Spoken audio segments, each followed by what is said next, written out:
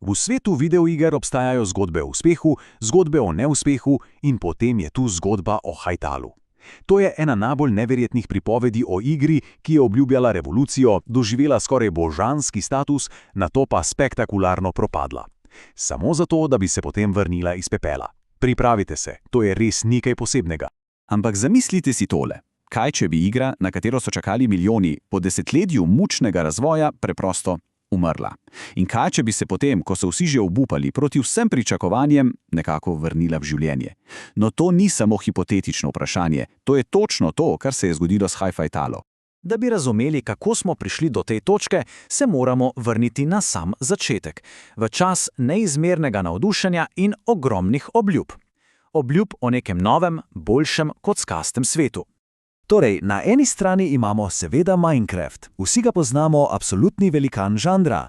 Hytale pa ni prišel od nikoder. Rodil se je neposredno iz Minecraft skupnosti. Ustvarila ga je ekipa, ki stoji za superpopularnim strežnikom Hypixel. Njihova ideja? Vzeti osnovno formulo in jo nadgraditi z vsem, kar so si igralci želeli. Globijim RPG bojevanjem in, kar je ključno, z orodji za ustvarjanje lastnih vsebin, ki bi bila dostopna vsem. In ko rečem, da so bila pričakovanja visoka, mislim astronomska.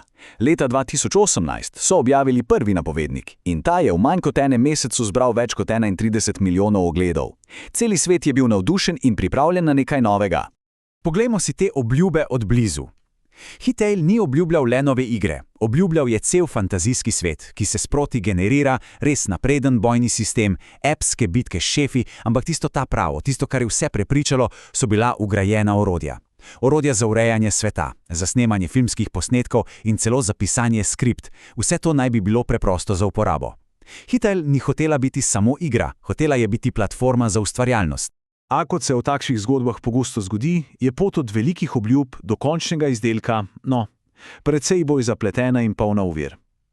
Po tistem začetnem valu navdušenja je sledilo dolgo obdobje čakanja in težav v razvoju. Tale časovnica res pove svojo zgodbo. Vse se začne leta 2015.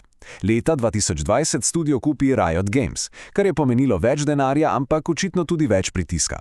In potem se začnejo res drastični koraki. Leta 2022 se odločijo, da bodo celotno igro napisali na novo v drugem programskem jeziku. In kot da to ne bi bilo dovolj, leta 2024 začnejo še prehod na popolnoma nov igralni pogon. 10 let je dela, polno preobratov, ki se je končalo, z odpovedjo. In kaj je bila glavna težava? Ambicije. Projekt je enostavno postajal prevelik, preobsežen.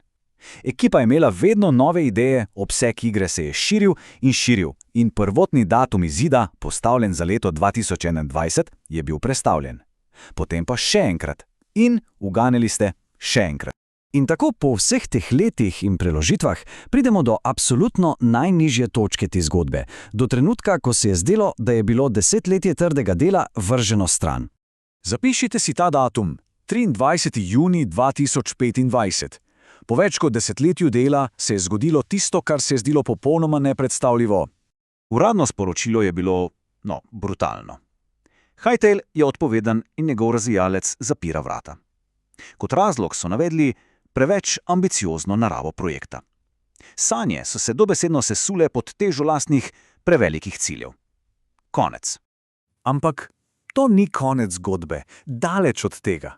Ko se je zdelo, da je vsega res konec in da je upanje umrlo, se je zgodil preobrat kot iz filma. Sledilo je dejanje neverjetnega poguma in odločnosti.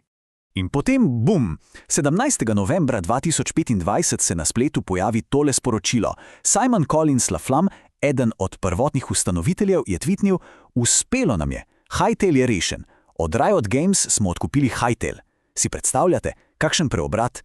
Uradna spletna stran igre, ki je bila mrtva, je naenkrat oživela in na njej samo ena ogromna objava z velikimi črkami: Hytale je rešen. Collins LaFlamme je potrdil, da je osebno odkupil vse pravice in ponovno zaposlil 30 ključnih razvijalcev, da nadaljujejo z delom. Skupnost je, seveda, ponorela od navdušenja. Super, igra je rešena, toda kaj se je zgodilo potem?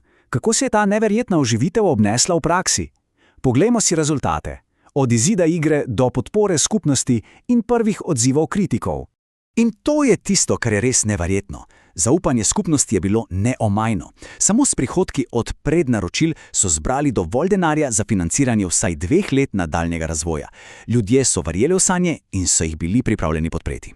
In končno, po vsej tej drami, po desetletju vzponov in padcev, je prišel dan D. 13. januarja 2026 je Hytale končno izšel v tako imenovanem zgodnjem dostopu. Igra je bila končno v rokah igralcev. In odzivi? No, zdi se, da se je vse to čakanje splačalo. Prve ocene so bile zelo pozitivne. IGN je pohvalil igralnost in raznolikost. Pri PC Gamerju so zapisali, da se igra že zdi precej dobra. Eurogamer pa je poudaril, da je že zdaj zabavna in raznolika. Očitno je, da Hytale kljub vsem težavam ni izgubil svoje magije. Kar nas pripelje do danes. Zgodba o Hytalu je res filmska.